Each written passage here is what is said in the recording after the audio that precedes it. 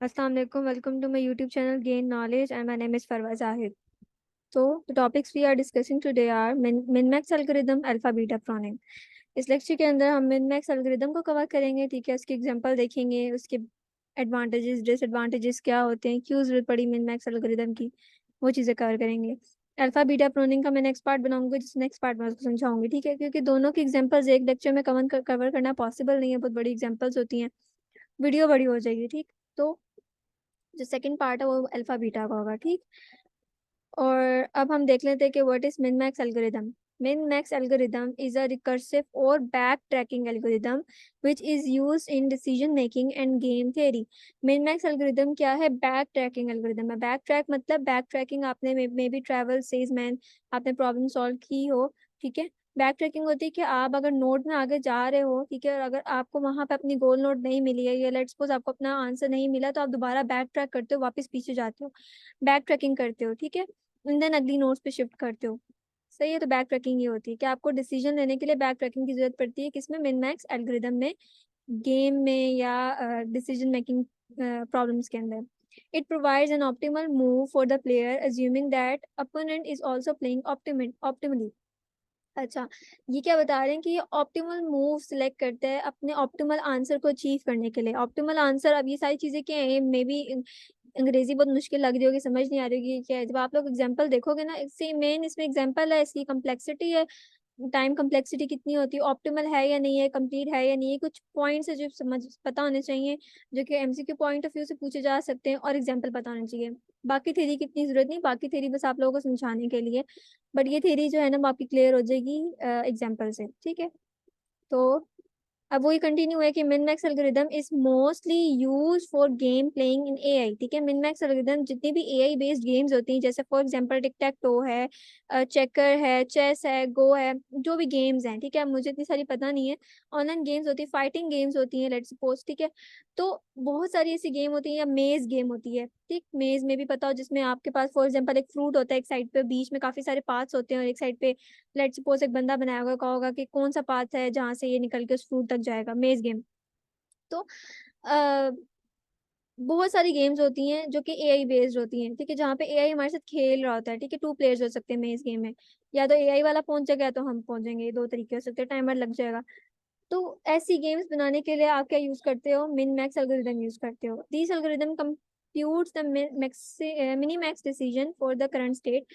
Mini max decisions लेता है ये करंट स्टेट पे, जब आप जिस करंट स्टेट पे होगे उस स्टेट से आगे जाने के लिए ये मिनिमम सॉल्यूशंस देखेगा, मिनिमम या मैक्सिमम, ये उसके हिसाब से, लाइक कौन सी लेयर पे हो। अब लेयर समझाऊंगी कि लेयर्स क्या होती है, ठीक है। In this algorithm 2 players play the game, 2 players होंगे जो कि गेम खेल रहे होंगे। One is called max and the other is called मिन, ठीक है। 2 प्लेयर्स हैं, एक प्लेयर का नाम है मैक्सिमम और एक का नाम है मिनिमम। जब आप मैक्सिमम लेयर पे होगे तो आपको मैक्सिमम वैल्यू चूज करनी होगी, और अगर आप मिनिमम लेयर पे होगे तो आपको मिनिमम वैल्यू चूज करनी होगी, ओके।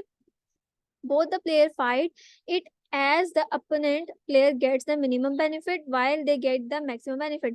वो दोनों प्लेयर तब तक फाइट करेंगे, लाइक तब तक खेलेंगे या फाइट करें जब तक कि उनको मिनिमम या मैक्सिमम से एक सोल्यूशन उनको ना मिल जाए, एक आंसर उनको ना मिल जाए, या बेनिफिट ना मिल जाए, ओके। तो अब फॉर एग्जांपल ये एग्जांपल देख लेते हैं, मैं जल्दी चला दी। लेट्स सपोज देखो आपके पास एक ट्री है, ठीक। A B C D E F G, और ये इसकी चाइल्ड नोड से आगे, ओके। फर्स्ट लेयर को देखो, ये एक लेयर है, ये सेकंड है, ये थर्ड है, एंड देन ये फोर्थ है। फर्स्ट लेयर को आपके क्वेश्चन में गिवन होगा, ठीक है। मैक्सिमम लेयर है, ये मिनिमाइजर है, ये मैक्सिमम है, और ये आपका टोटल टर्मिनल नोड है, जहाँ पे आपकी नोड्स है, कोई मैक्सिमम और मिनिमम नहीं है, ठीक है। अच्छा, अब आपने क्या करना है, हमने डाउनवर्ड से अपवर्ड की तरफ जाना है। तो अब जब डाउन से अपवर्ड जाएंगे, ठीक है, डाउन से अपवर्ड जाएंगे, H and I। तो H की वैल्यू हमारे पास क्या है? -1, और I की वैल्यू क्या है? 4। तो हमने क्या करना है, अब इन दोनों में से हम ऊपर वाली लेयर में जा रहे हैं, इस लेयर में हमने क्या देखना है? हमने मैक्सिमम देखना है। मैक्सिमाइजर मीन मैक्सिमम, मतलब जो भी वैल्यू हमने सेलेक्ट करनी है वो मैक्सिमम चाहिए। तो इन दोनों में से मैक्सिमम कौन सी है? ऑब्वियसली 4 है, 4 बड़ी वैल्यू है, -1 बहुत छोटी वैल्यू है। तो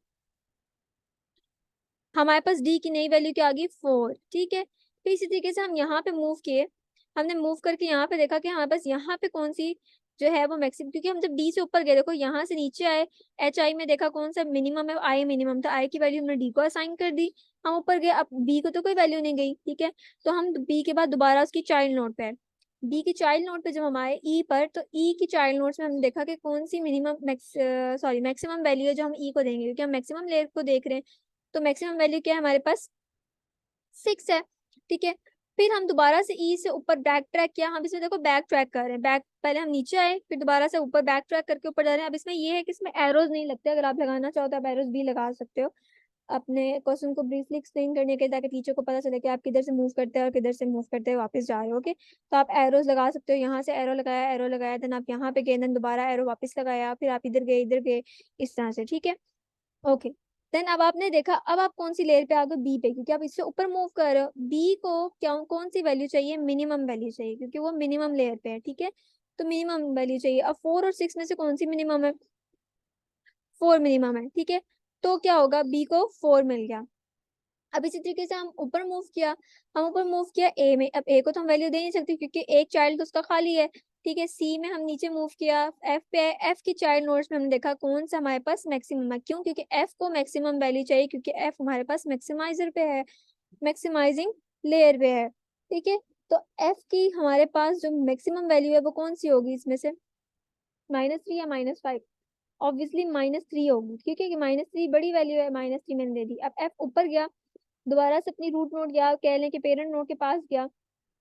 ठीक है, पेरेंट पेरेंट के पास गया। अब सी को हम वैल्यू साइन नहीं कर सकते कि उसकी एक चाइल्ड नोड खाली है। देन हम जी की चाइल्ड नोड्स में आए और देखा कि कौन सी हमारे पास जो है वो मैक्सिमम वैल्यू है।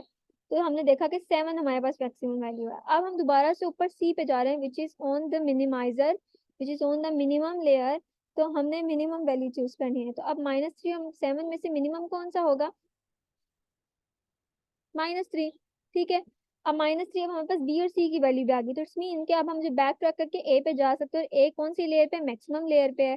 ठीक है, तो ए को हम मैक्सिमम वैल्यू देंगे, तो अब 4 और -3 में से कौन सी मैक्सिमम वैल्यू है, ऑब्वियसली 4।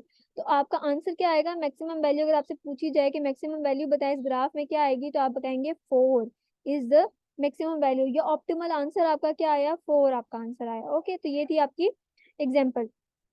प्रॉपर्टीज ऑफ मिन मैक्स एल्गोरिदम, कंप्लीट।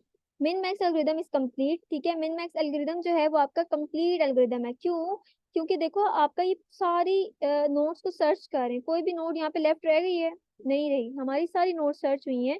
तो दैट्स वाई आपका जो मिन मैक्स एल्गोरिदम है वो एक कंप्लीट एल्गोरिदम है। It will definitely find a solution. ठीक है, ये क्या करेगा कि सोल्यूशन, पक्का गारंटी है इसमें कि आपको सोल्यूशन मिलेगा। क्यों, क्योंकि देखो आपकी ये ब्रेथ फर्स्ट सर्च जैसा है, ब्रेथ फर्स्ट सर्च में भी आपकी सारी नोट सर्च होती हैं, तो उसमें भी आपको कंफर्म है कि आपको आंसर मिलना ही मिलना है। ठीक है, कहीं ना कहीं से तो आप गोल नोट तक पहुंचोगे। तो इसमें भी है कि आपके पास आंसर हो आएगा ही आएगा, अगर तो वो एग्जिस्ट करता होगा, इफ एग्जिस्ट, तो एग्जिस्ट करता होगा मोस्टली क्वेश्चंस में। In the finite search tree, finite search tree होगा तो आप मिन मैक्स लगा सकते हो। लेट्स सपोज ये आपका फाइनाइट है, आप गिन सकते हो। फाइनाइट क्या होता है, काउंटेबल। इनफाइनाइट है कि आप गिन ही नहीं सकते, इतना लंबा ट्री है, आप मतलब समझ नहीं आ रही आपने क्या, कहाँ से स्टार्ट करना है कहाँ एंड करना है आपको नहीं पता, तो आप मिन मैक्स नहीं लगा सकते। वैसे क्या है, ये कंप्लीट है। अगर आपसे कोई पूछे जाए मिन मैक्स एल्गोरिथम कंप्लीट है या इनकम्प्लीट सर्च है, तो आपका कंप्लीट है। ऑप्टिमल है हमारे पास। ठीक है, ऑप्टिमल है, min max algorithm is optimal if both opponents are playing optimally. अगर बोथ ओपोनेंट्स इक्वली खेल रहे हैं तो ये ऑप्टिमल भी है। Time complexity, it is perform DFS from the game tree to the so the time complexity of min-max algorithm is big of OBM, where B is the branching factor of a game tree and m is the maximum depth of the tree. अब देखो ये बता रहे हैं कि ये DFS की तरह काम करता है। देखो बीएफएस, मैंने क्यों कहा बीएफएस में सारी नोट सर्च होती हैं, तो हम सारी नोट सर्च करें, लेकिन काम ये किसकी तरह कर रहा है, ये चल किसकी तरह रहा है, डीएफएस की तरह चल रहा है। अब जो स्टूडेंट मेरे चैनल पे न्यू है और मेरी वीडियो फर्स्ट टाइम देख रहे हैं, वो काइंडली जाके मेरे चैनल को एक दफ़ा व्यू कीजिएगा, और प्रीवियस वीडियो जो है वो आर्टिफिशियल इंटेलिजेंस की लाजमी देखिएगा, ताकि आपको पता चले कि डीएफएस क्या होता है, उसकी टाइम कम्प्लेक्सिटी क्या होती है, बीएफएस क्या होता है, एनटीसी। ठीक है, अगर वो लेक्चर समझोगे तो ही, अगर मैं उनका रेफरेंस अगर मैं आगे न्यू लेक्चर्स में कोट करूंगी तो आप लोगों को पता होगा, ठीक है हमने प्लान लेक्चर में ये चीज़ पढ़ी थी, तो दैट्स वाई इधर ये यूज हो रही है। ओके, तो आ, ये चीज होती है। ठीक है, कि बी जो है उसमें है आपके पास वो क्या है, ब्रांचिंग फैक्टर है, और एम जो है वो मैक्सिमम डेप्थ है। आप क्या करते हो, ये देखो, आप डायरेक्ट ए, मेरा एरो एक तो गुम हो जाता है, यहाँ से एरो लेजर पॉइंटर ले लेते हैं। ठीक है, आप डायरेक्ट ए के बाद बी के बाद सी पे नहीं गए, आप यूं नहीं जा रहे हो, आप डायरेक्ट उसकी डेप्थ में गए। देन बैक ट्रैक किया, आई पे आए, बैक ट्रैक किया, बी पे गए, ई पे गए, जे पे गए, बैक ट्रैक किया, के पे गए, बैक ट्रैक किया, ए पे गए। ठीक है, इस सब बैक ट्रैकिंग करके आप क्या डेप्थ से बैक ट्रैक कर रहे हो, बीएफएस के थ्रू बैक ट्रैक नहीं कर रहे हो आप। ठीक है, तो ये चीज बताई हुई है। स्पेस कम्प्लेक्सिटी भी वही होती है जो आपकी टाइम कम्प्लेक्सिटी होती है, सेम वही चीज होती है। Okay, limitation of min-max algorithm. The main drawback of min-max algorithm is that it gets really slow for complex games such as chess, Go, etc. min-max algorithm बहुत स्लो है। आप अब कोई भी आपसे जनरली पूछे, अगर बीएफएस की बात करें, ब्रेथ फर्स्ट सर्च की बात करें कि उसका डिसएडवांटेजेस क्या होंगे, तो आप डायरेक्ट बिना सोचे बोल सकते हो कि वो स्लो है। क्यों? क्योंकि वो सारी नोट्स को सर्च कर रहे हैं। तो यहाँ पे भी हो रहा है कि ये डेप्थ पे जाके और मिन मैक्स में सारी नोट्स सर्च हो रही हैं। तो आपको पता चलना चाहिए यहाँ पे सबसे मेन मसला ये है कि ये स्लो है।